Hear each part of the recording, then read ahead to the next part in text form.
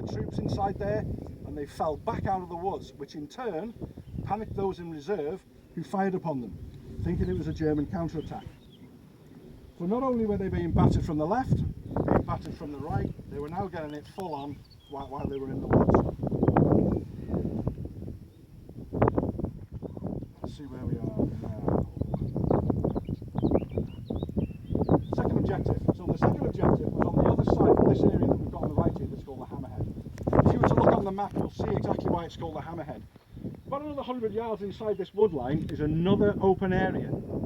They'd failed to recognise that that open area was targeted by German artillery, and on the opposite side were more machine guns.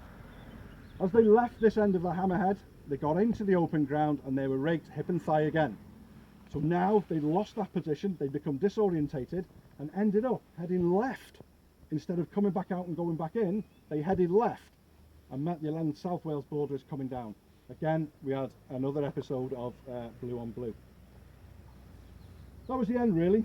The attack was consolidated, they'd lost an awful lot of men, and on the 12th of July, 2 days later, things had calmed down a little bit, and it was finally cleared. This end was finally cleared by 62 Brigade, not by the 38th. So a little bit disheartening. They'd done all the groundwork, and then another division came in and did the clearing up and took all of the glory.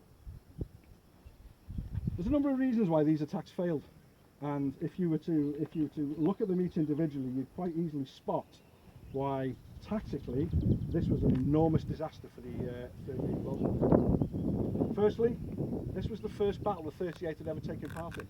They hadn't practiced wood fighting, and they'd never worked together before as an entity.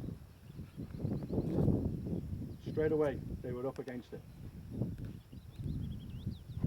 They had to initially advance down this slope, carrying, as we heard earlier on, maybe 25-30 kilograms of equipment, ammunition, weapons, shovels, picks, all that sort of stuff they needed to carry up first, then down, and then up onto the other side. That was to take longer than they thought it was going to take, because obviously the ground ahead of them had already been shelled and was completely decimated anyway. Trying to carry that amount of kit and get out of that fire from the right and fire from the front is very, very difficult, and the attack was much slower and they were caught by their creeping barrage.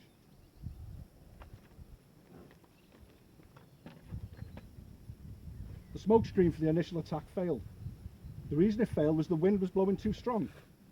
The gas shells, when they landed, had exploded and were blown back this way, and it was lucky that the wind had taken it off, that it didn't come back over the top and back into the 38 Welsh trenches. They were very, very lucky.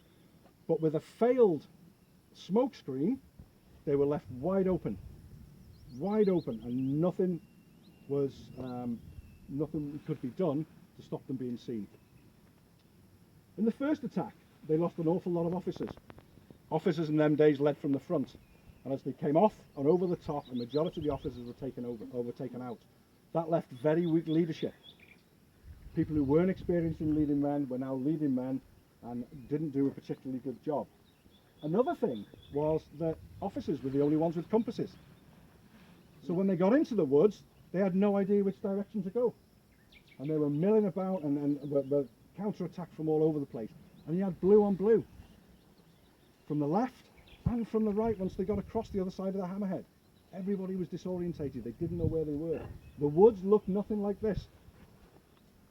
Just like any battlefield on the Somme, those woods were subjected to massive artillery barrages before it even started. At some time during these battles, they were in single file, going up the rides in the middle, because they couldn't spread out any further. And all the Germans did was put the machine guns on the ride and fire straight down. Complete disaster. And the last thing was, they were up against the 11th Lair Division.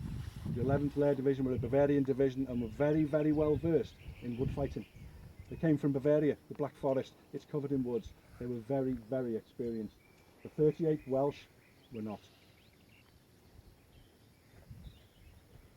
They don't know a lot about the memorial. I've got a little anecdote, kind of